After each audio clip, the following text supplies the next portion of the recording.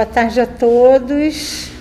Eu organizo o projeto Escribas dentro do grupo Braulio Goffman e eu gostaria de apresentar hoje a historiadora Elaine Ventura. Elaine vai falar do trabalho dela de doutorado, a relação entre museu, patrimônio negro, a partir da obra de alguns dos folcloristas mais importantes da realidade brasileira. Elaine, eu gostaria que você falasse um pouco da sua trajetória, bem rapidamente, e depois falasse do seu projeto de doutorado, o que você fez. Tá. Bem, boa tarde a todos. A minha trajetória acadêmica, eu comecei no curso de História, fiz graduação em História na Unirio, o mestrado em Museologia e Patrimônio na Unirio, onde eu desenvolvi a pesquisa sobre o Museu de Folclore do Edson Carneiro, um museu que foi criado em 1968 durante a ditadura militar. Bem, na pesquisa do mestrado, eu analisei as práticas educativas da instituição durante o regime e concluí a pesquisa a partir desse olhar de um modo específico. E com interesse em dar prosseguimento ao campo da museologia e investigando, as perspectivas de folclore que, na verdade, guardam, uma concepção de nacionalidade, eu, então, voltei ao arquivo e comecei a lançar novas perguntas sobre a criação do museu, sobre os usos sociais que se fazia dos objetos, as propostas expositivas no contexto ditatorial. Foi nesse momento em que eu revisitei o arquivo que eu me deparei com uma documentação que falava sobre uma exposição que o museu realizou em 1972 sobre a religião de matriz africana. Então, assim, até esse momento não me passava pela cabeça que um museu poderia se dedicar a um trabalho expositivo que pudesse tratar da temática das religiões de matriz africana. Só que, ao ler o material, eu percebi que a fonte mostrava que, nesse contexto que a religião era integrada ao nacional pela via dos museus, o que houve naquele discurso foi uma concepção romântica da religião de matriz africana no nacional. Então, assim, e diante desse olhar, eu perguntei quais seriam as visões que foram construídas sobre a religião de matriz africana, e aí eu construí o projeto de pesquisa que me levou ao doutorado em História na Universidade Federal Rural do Rio de Janeiro. Tá, eu queria que você falasse um pouco desse projeto do doutorado e o que você, nesse projeto, faz a ponte com a religiosidade afro. Então, no projeto, no doutorado, o que eu busquei saber foi qual o discurso que foi construído sobre a religião de matriz africana, quais os usos sociais que o museu fez sobre essas religiões no momento em que a instituição havia sido criada para disseminar uma visão de Brasil. Qual foi o discurso? Então, assim, para responder essa questão, eu analisei 2 lugares de produção intelectual que foi criado pela campanha de defesa do folclore brasileiro, que foi a Revista Brasileira de Folclore, que teve uma circulação de 15 anos, e 2 exposições sobre as religiões de matriz africana, a exposição Cultos Afro-Brasileiros e a exposição Religiosidade Popular. Então, como tanto o museu quanto a revista, elas estavam a serviço da construção de uma ideia de Brasil, e nessa concepção houve um lugar para a religião de matriz africana. Então, a problemática que eu levantei, e aí considerando um pouco os debates antropológicos, principalmente, uma análise que vai fazer uma reflexão sobre a integração dos símbolos étnicos em símbolos nacionais. Então, o que eu percebi nesse processo de integração foi a experiência de uma domesticação dessas religiões, né? Mas sem deixar de considerar a importância que o trabalho teve naquele contexto, num contexto em que não era possível pensar num lugar para a religião de matriz africana numa instituição de guarda, né, como os museus, né? Então a problemática foi essa, né, um projeto de domesticação, um projeto que vai silenciar os conflitos étnico-raciais, mas que nesse processo, né, elas aparecem no discurso sobre o nacional, e é um projeto que, na verdade, é a própria trajetória da preservação do patrimônio imaterial, né, que começa exatamente nos debates sobre o folclore, né, e aí na década de 2000 essa concepção, né, ela passa por um processo de renovação. Então aquilo que no passado a gente chamava de folclore, né, a partir de um determinado momento se chama patrimônio imaterial. Tá, interessante. E dentro o material que você analisou, quais os autores que você mais utilizou para fazer essa análise? Então, eu analisei um conjunto diverso, né, de folcloristas, lembrando que esses autores eles não podem, né, ser observados como homogêneos, né, porque cada qual vem de um lugar intelectual diferente, origens étnicas, concepções políticas, né? Então, assim, eu me debrucei, né, com mais ênfase na obra do Edson Carneiro e percebi, então, que ele tinha aspectos singulares, né, se comparado aos autores do tempo dele, como, por exemplo, ele via, né, fazia uma leitura da luta de classes, né, em torno do folclore, pensando, então, no folclore numa perspectiva de conflito, enquanto outros autores harmonizavam, né, essa concepção de folclore, ou então viam folclore, né, como algo num processo de dominação, né, ele é o dominado, né, e o Edson Carneiro ele consegue fazer essa análise crítica aos autores do tempo dele, mas também levando em consideração os conflitos culturais. Mas não só, né? O Edson Carneiro também é aquele intelectual que vai, dentro das perspectivas do tempo dele, ele vai protagonizar um lugar para a cultura negra num projeto de nação, né? Tendo em vista que ele vai ali mostrar, né, que houve resistências, enfim, né? Então essas foram as singularidades do Edson, né, se comparado aos autores do tempo dele. Tá, uma questão que você fala que me interessa, que eu acho que é interessante, é a questão da ditadura militar. Uhum. Você pode falar um pouquinho mais sobre isso? O que você achou no material que você investigou? Sim, assim, o que eu posso falar é algo que a historiadora Paulina Alberto também investiga na tese dela, que foi sobre o investimento que se fez num olhar sobre a construção de uma concepção de Brasil, né? Ou seja, um Brasil mestiço, né? Quer dizer, segundo ela, né, nesse contexto de autoritarismo, o Estado ele vai investir fortemente numa ideia de que o Brasil era mestiço.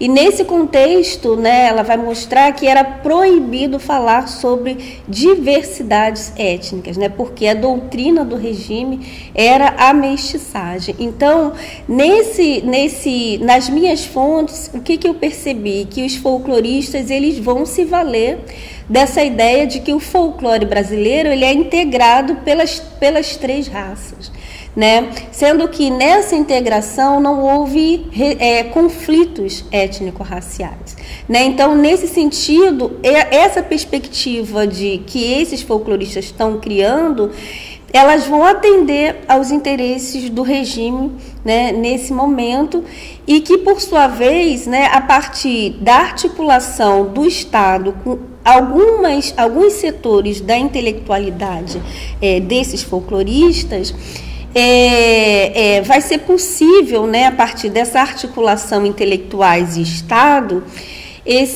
o Estado proporcionar a criação de museus de folclore em vários estados da nossa federação. Foi isso que foi o elemento de maior destaque, né, assim, na tese, porque foi um projeto, né, o Estado investiu na construção dessa concepção de Brasil, né? Então, vai ser criado o Museu de Olímpia, em São Paulo, o Museu do Homem do Nordeste, né? Vai ser criado o Museu de Folclore em Niterói, né? O Museu do Homem Sergipano, né? Que foi criado em 1979, ou seja, uma grande rede de museus de folclore que estavam a serviço, né, dos interesses do Estado nesse momento, mas não só, né, assim, ampliando um pouco o meu olhar em termos da pesquisa e jogando, né, para o campo da educação. O que eu percebi também, principalmente na pesquisa do mestrado, foi que, nesse contexto, em 1976,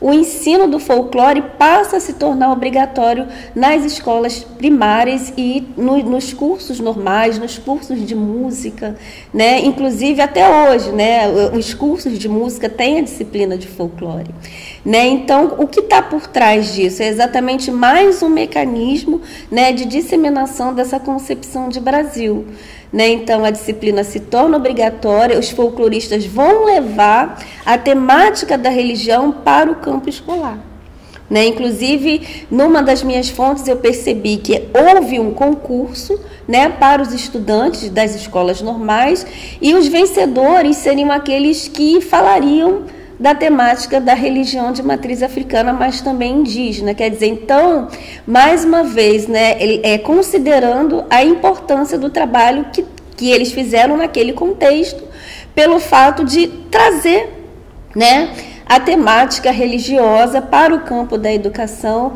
e da cultura, né, via museus de folclore.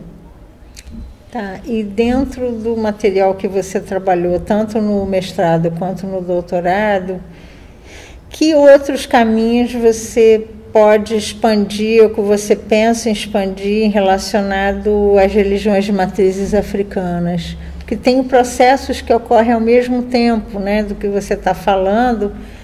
Por exemplo, a década de 60 foi uma década de saída da religião do Brasil para o Mercosul.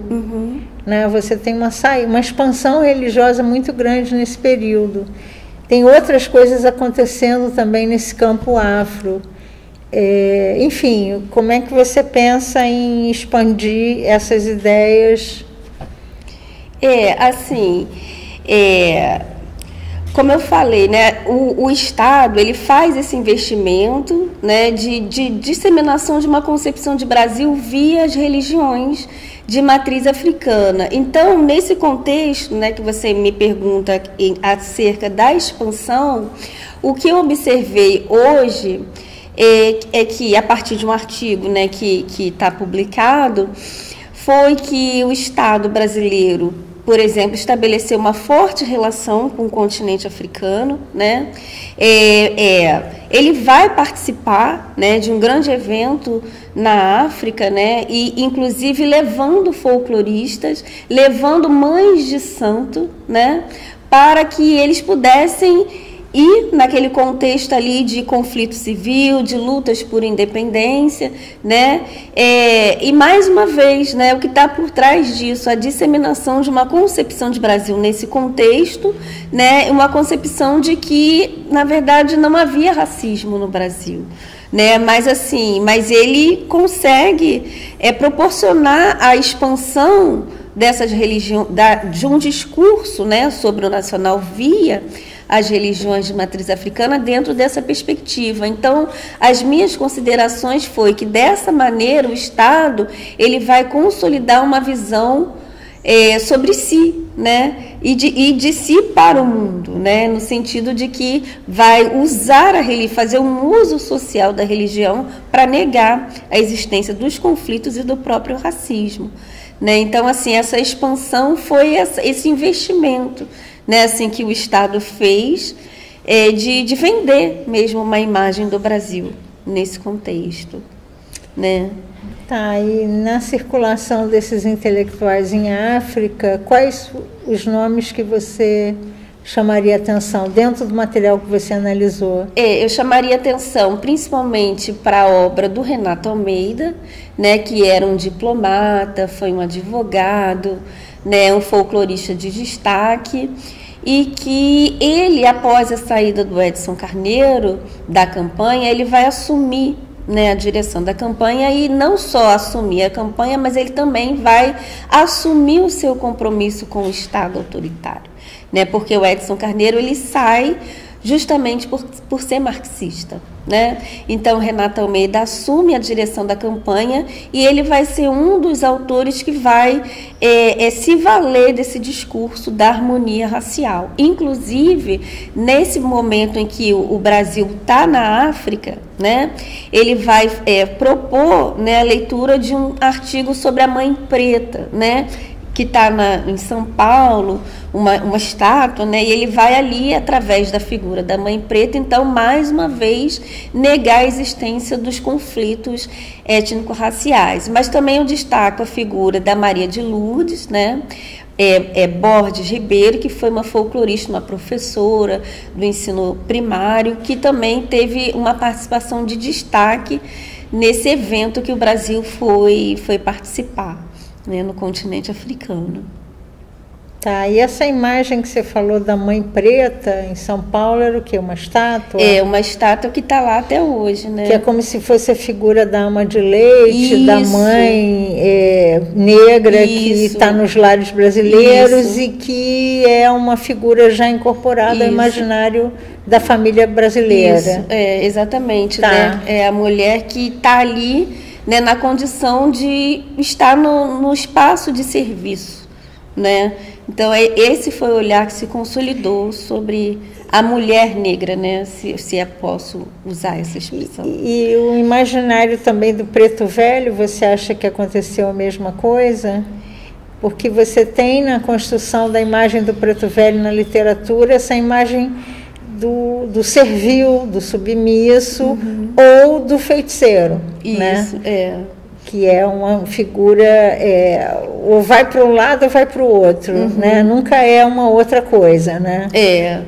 Assim, então, por exemplo, num texto da Maria de Lourdes, que ela fala sobre a cultura banto no Vale do Paraíba, fluminense, ela vai fazer muito uso, né, dessa questão da figura do preto velho, mas sempre nessa condição de da subserviência, né, uhum, desses sujeitos nesse processo, assim. Então, é um debate, ou é a construção de um olhar, né, que eles fazem, assim, muito, numa perspectiva muito eurocêntrica, né.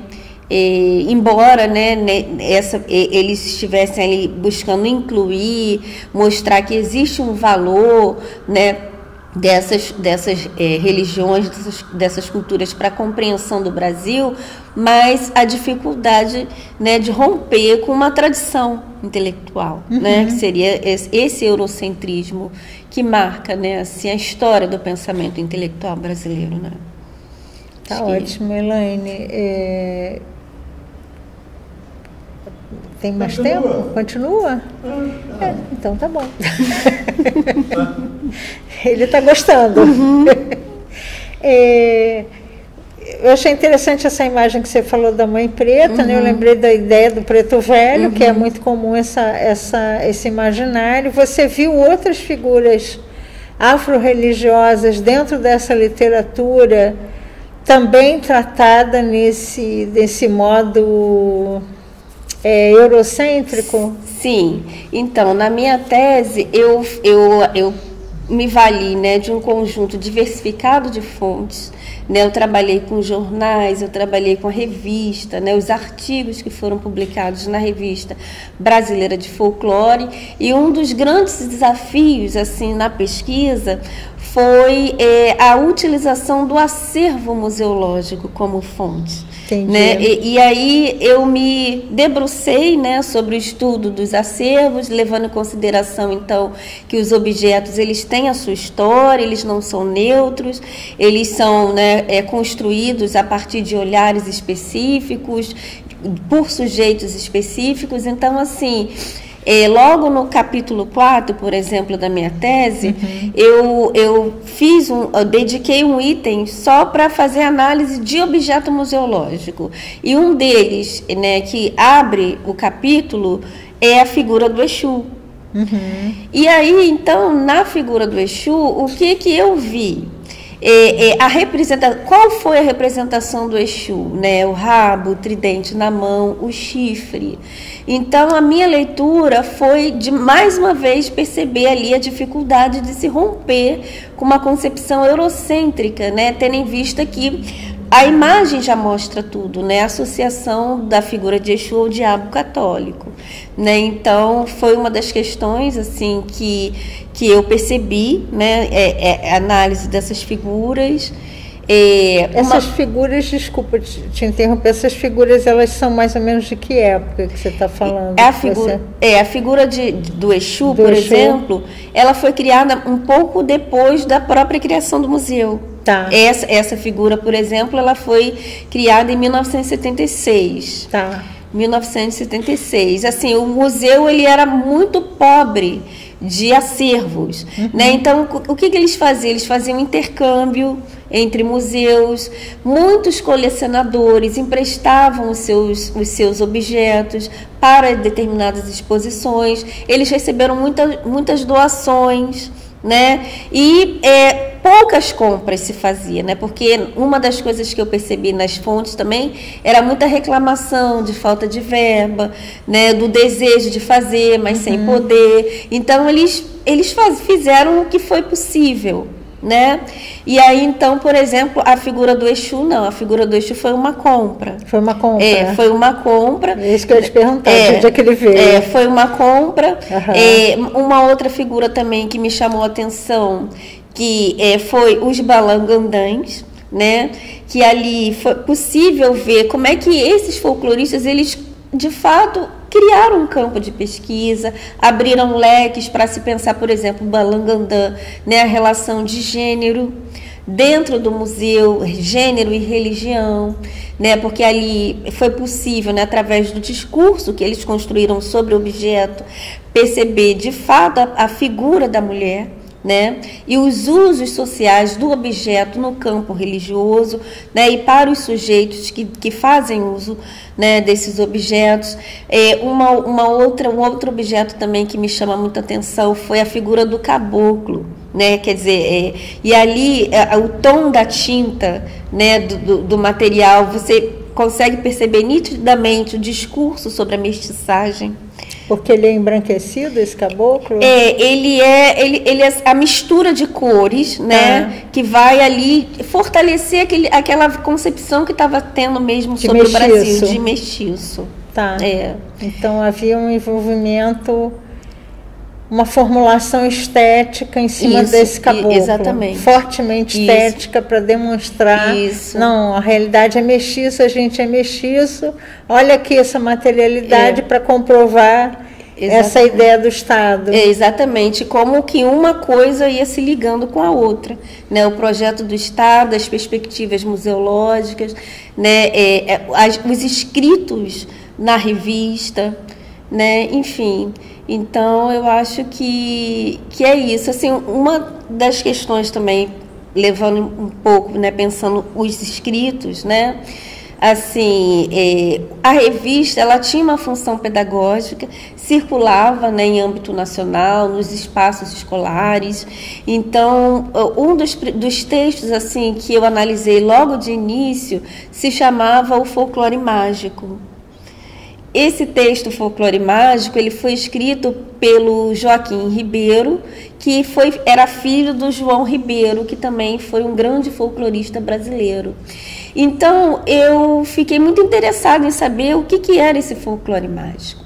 E aí, no exercício de destrinchar, né, o texto, as minhas considerações foi perceber que esse folclore mágico, na verdade, era a religiosidade presente no folclore. Porque é uma coisa que me chama a atenção, né, eles não conseguiram separar. Não. Né? Assim, havia uma religiosidade no folclore. Só né? afro. Como o próprio Edson Carneiro também vai falar isso, né? O folclore, o maracatu, religiosidade, a capoeira, religiosidade, né? O jongo, religiosidade. Então, eles trazem isso, né? Isso é representação da cultura negra, que eles chamavam de folclore na época. Então, não havia essa separação, né? É porque você traz essa visão. Se você tem as outras religiões que trazem uma visão racionalizada e cristianizada, logo o outro, ele é considerado mágico. Isso. Irracional, incivilizado, bárbaro. Então, se você opõe essa mentalidade cristã a uma formação que você busca o nacional pelo bárbaro, o que é bárbaro, o que é primitivo? É o mágico. Uhum. Né? E aí a construção nacional vai por onde é o mágico. Né? Sim. E aí você busca sempre o que é... o que é mais mágico, o que é mais popular. Então tem uma intencionalidade, né? Isso. Que é interessante aí, né? Então o outro, ele vai ser condenado a ser mágico, mesmo que esse mágico tenha uma racionalidade, um modo de ser e tal, isso não vai aparecer, porque ele precisa ser totalmente mágico para fazer uma construção nacional. Sim. Muito interessante. E dentro do que você trabalhou, das questões que você trouxe aqui para a gente, o que você está pensando em desenvolver a partir do seu trabalho na continuidade dos seus estudos? Bem, assim, o que eu estou pensando agora, né, e que também, de um modo ou de outro, já aparecia na tese, né, só que aí, pela questão da delimitação do objeto, né, o compromisso também com a conclusão do curso, aparece, né, mas agora eu estou aprofundando um pouco mais, que esses conflitos que apareceram no interior do campo, né, dos estudos de folclore, não só os conflitos entre os próprios folcloristas, né, porque eles vinham de diferentes lugares de produção intelectual, então nem todos partilhavam da mesma concepção, mas para além de observar, né, as disputas, né, entre os folcloristas, o que eu estou trazendo para a pesquisa atual as disputas entre o campo do folclore, as narrativas que se construíram sobre a cultura negra de um modo geral, com as perspectivas que foram desejadas pelo movimento negro nesse mesmo contexto, né? Porque vale destacar que nesse momento, né, que o Estado está disseminando uma concepção de Brasil, havia atores sociais que confrontavam essa perspectiva de nação que o Estado estava construindo, né? Um desses autores foi o movimento negro, a partir, sobretudo, né, de 1978, que é quando o grupo vai se unificar, né? Então ocorre uma forte crítica a essa concepção de uma nação harmônica, de uma democracia racial, e o que vai entrar em disputa não é só a crítica que se faz, né, a essa concepção de uma nação harmônica, mas também as disputas em torno da concepção de cultura negra, por exemplo, né, porque no campo do folclore, né, o que a gente passa a chamar de cultura negra a partir de um determinado momento, sobretudo, a meu ver, né, a partir da unificação do movimento negro, em 78, os folcloristas, nesse contexto ditatorial, o que a gente passa a entender como cultura negra, né, algo nascido numa experiência, né, complexa de conflitos, de construções de identidades, os folcloristas eles estavam ali chamando, né, a cultura de folclore, e nesse processo essa cultura como folclore, ela não é política, né? Ela é pitoresca, né? Exótica. Então o movimento negro está confrontando essa concepção dominante, né? Então é isso que eu estou trazendo hoje, né, para a pesquisa atual, tentando entender essas disputas, né? Como que mostrar isso, né? Como cada um dos grupos vão pensar, né? Ah, então você, o Preto Velho do Movimento Negro, as Iabás, elas ganham outras tintas, Elas então. elas ganham um outro discurso, né? Não mais aquela perspectiva de folclore, apolítica, né? Exótica, né? Elas passam a ter um sentido no processo que envolve a construção da identidade negra, na perspectiva, né, do grupo, que seria, né, pensar essa identidade no processo político, né, de conflitos, né, de resistências, né? Então esse olhar que eu estou trazendo hoje para a pesquisa. Tá ótimo, Elaine. Eu agradeço a sua participação no grupo. Obrigada a todos, e nós vamos dispor dos links dos materiais da Elaine no YouTube para todos vocês. Muito obrigada. Obrigada.